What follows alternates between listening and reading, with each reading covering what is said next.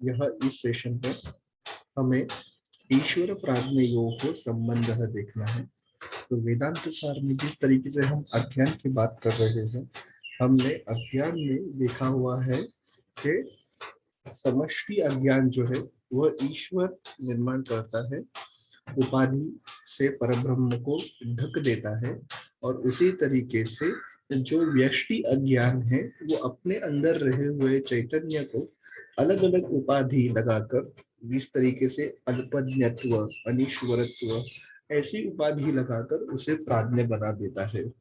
अभी इस ईश्वर और प्राज्ञ, यह दोनों के संबंध के बारे में उन्होंने बताया है कि भले ये अज्ञान से युक्त, अज्ञान से युक्त ऐसा यह संकल्पनाएं है, फिर भी उसका हमें अनुभव आता है। दोनों तरीके से अनुभव आता है। एक श्रुति स्मृति के वाक्यों से अनुभव आता है, और दूसरा हमें प्रैक्टिकल अनुभव भी इसका आता है। किस तरीके से वो चीज उन्होंने यहाँ पे बताई हुई है उसे अंडरस्टैंड करने की कोशिश करते हैं। तत् इदानीं एतौ ईश्वर प्राज्ञो, तो यह जो ईश्वर और प्राज्ञ है दोनों चैतन्य है, प्रदीप्ता भी ही, चैतन्य प्रदीप्ता भी ही, वो चैतन्य से प्रदीप्त है।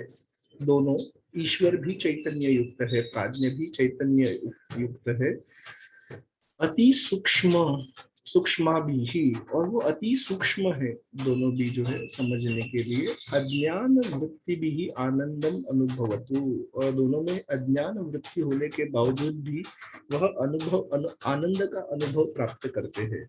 अभी किस तरीके से यह आनंद का अनुभव प्राप्त करते हैं, तो उसके लिए श्रुति प्रमाण दिया है, आनंद रूप चेतो मुख प्राज्ञ। तो वो प्राज्ञ जो है वो आनंद का अनुभव प्राप्त करते हैं, ऐसा श्रुति में कहा गया है। इतना ही नहीं, तो उन्होंने कहा है ये प्रैक्टिकल अनुभव भी होता है।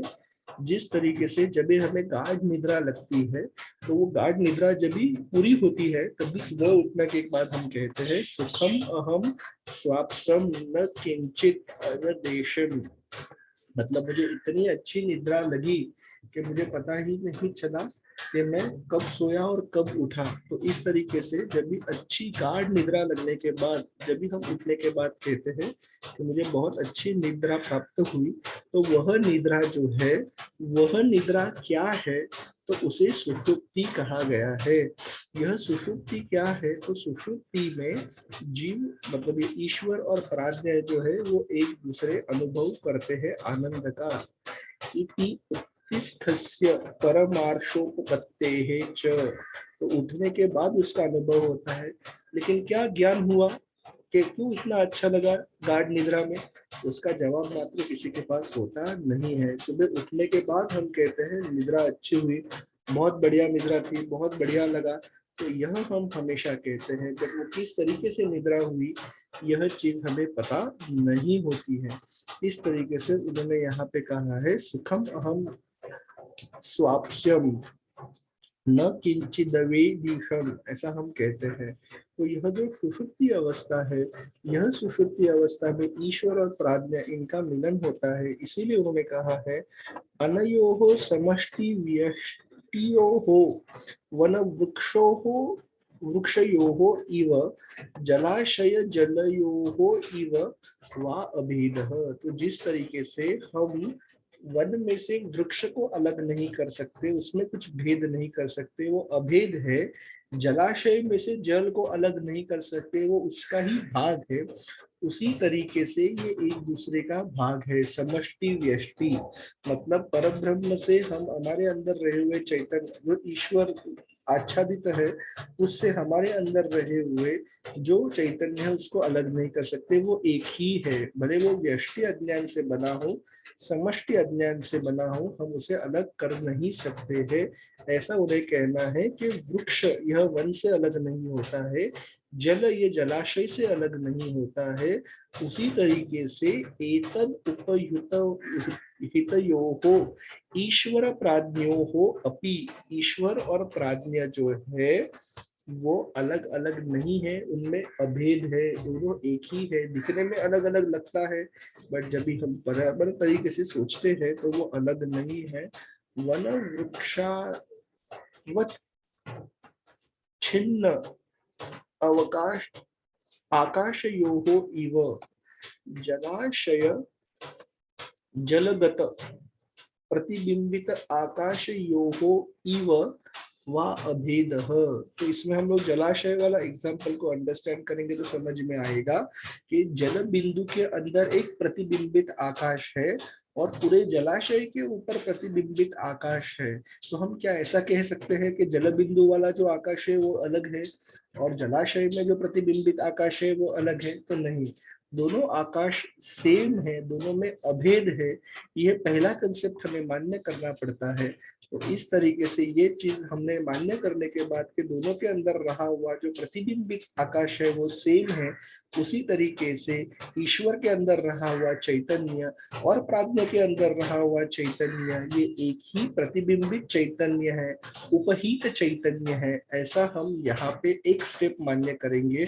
और ईश सर्वेश्वर, और वही जो है वही सर्वेश्वर है, ऐसा श्रुति ने भी कहा हुआ है। वो चीज यहाँ पे समझने की कोशिश करेंगे।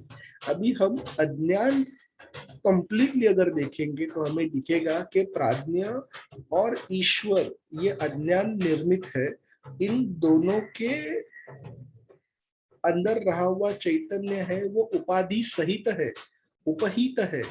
तो ये उपाधि से बना हुआ जो ईश्वर और प्राज्ञ है, यह दोनों के अंदर रहा हुआ जो चैतन्य है वो एक ही चैतन्य है।